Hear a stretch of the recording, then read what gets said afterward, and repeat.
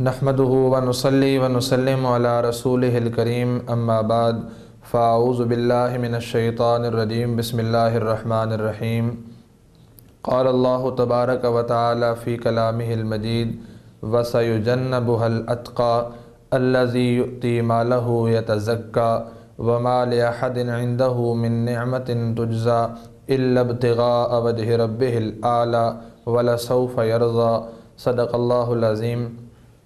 सामीन ज़ीवकार अरबाब इल्म दानिश, मैंने आपके सामने कुरान पाक में सूरतुल लैल की आखिरी आयात तिलावत की हैं।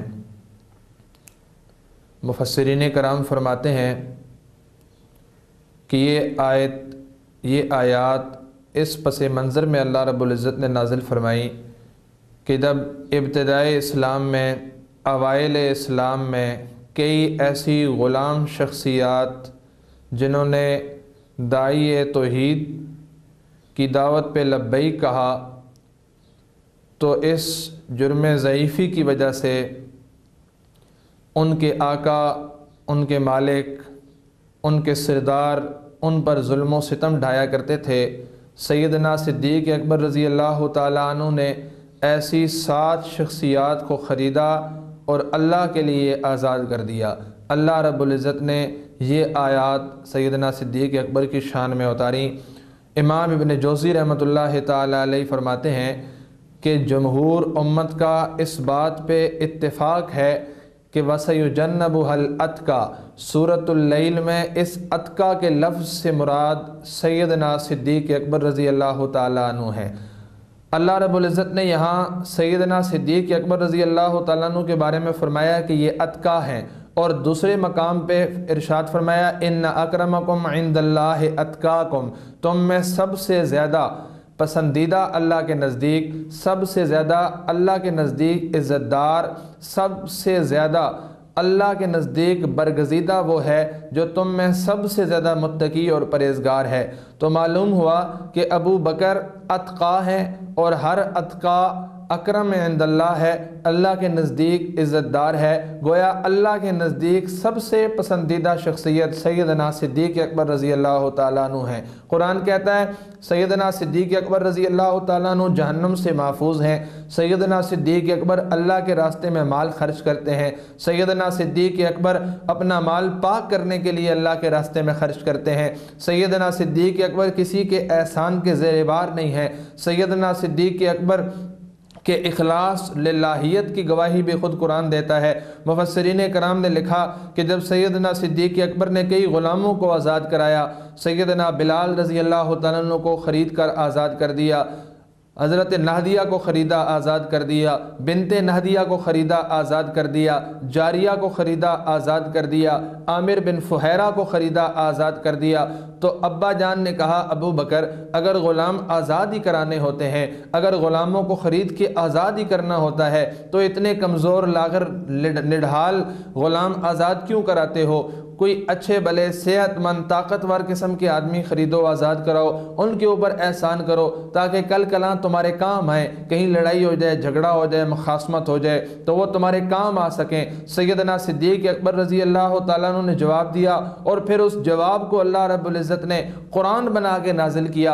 अल्लाह की वही आ गई कि आका अपने जानसारों को बताइए, अपने जानसारों को बताइए, अपने मुताल्लिकीन को बताइए, इल्ला इब्तिग़ाअ वजहि रब्बिहिल आला, सिद्दीक़ अकबर जो काम भी करते हैं वो अपनी ज़ाती मनफ़ात के लिए नहीं करते, ज़ाती मफ़ाद के लिए नहीं करते, ज़ाती फ़ायदे के लिए नहीं करते, ज़ाती नफ़े के लिए नहीं करते।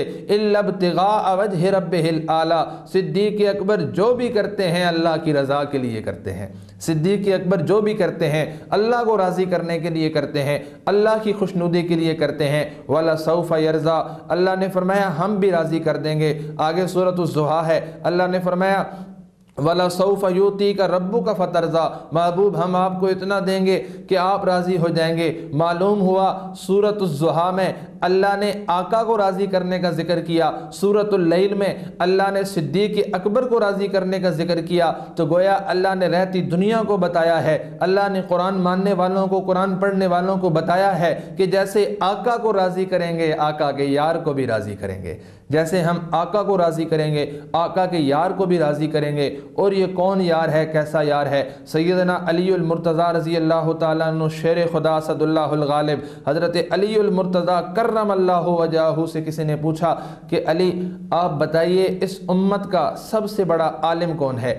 سیدنا علی المرتضیٰ رضی اللہ تعالیٰ عنہ جواب دیتے ہیں، اب اس کے ذہن میں تھا کہ حضرت علی فرمائیں گے، آقا نے فرمایا نا مدینۃ العلم و علی بابوہا، ہر آدمی کے ذہن میں یہ خیال، یہ تصور آتا ہے، تو گویا سب سے بڑا عالم میں ہوں۔ لیکن حضرت علی رضی اللہ تعالیٰ عنہ نے یہ جواب نہیں دیا۔ حضرت علی رضی اللہ تعالیٰ عنہ ارشاد فرماتے ہیں کہ اس امت کا سب سے بڑا عالم سیدنا صدیق اکبر ہے۔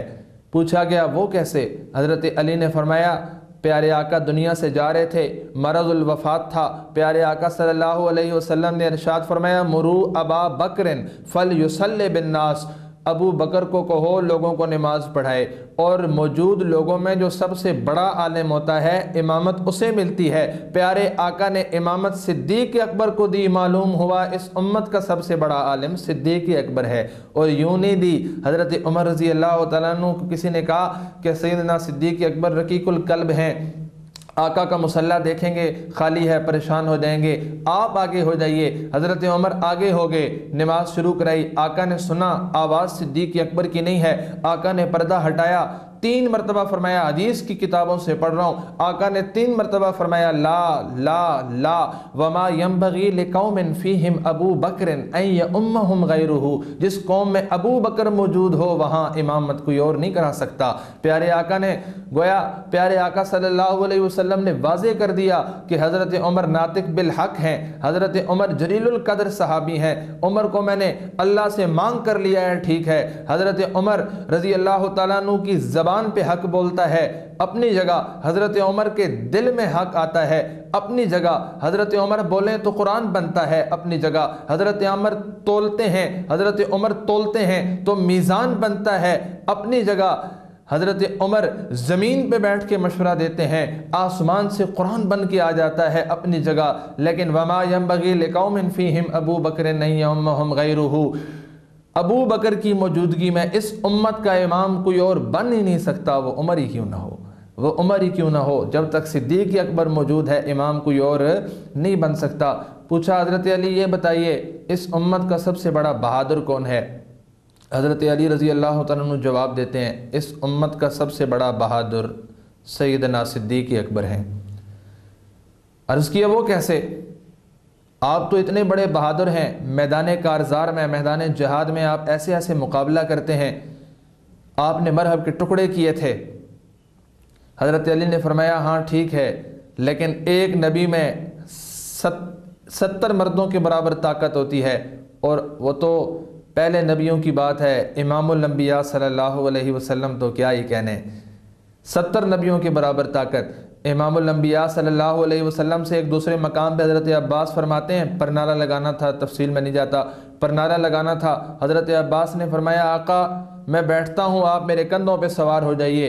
آقا نے فرمایا نہیں عباس یہ نبوت کا بوجھ ہے، آپ نہیں اٹھا سکو گے۔ لیکن جب غار ثور کا موقع آیا سیدنا صدیق اکبر نے فرمایا آقا سوار ہو جائیے، اتنا کہنے کی دیر تھی آقا صدیق اکبر کے کندھوں پہ سوار ہو گئے۔ حضرت علی فرماتے ہیں کہ سرزمین کائنات پہ امام الانبیاء کو اپنے کندھوں پہ اٹھا کے اگر کوئی غار ثور کی چڑھائی چڑھا ہے تو وہ صدیق اکبر ہے۔ پوچھا اس امت کا سب سے بڑا سخی کون ہے؟ اس امت کا سب سے بڑا سخی کون ہے؟ سیدنا علی المرتضیٰ جواب دیتے ہیں ابو بکر، اس امت کا سب سے بڑا سخی بھی ابو بکر ہے۔ پوچھا وہ کیسے؟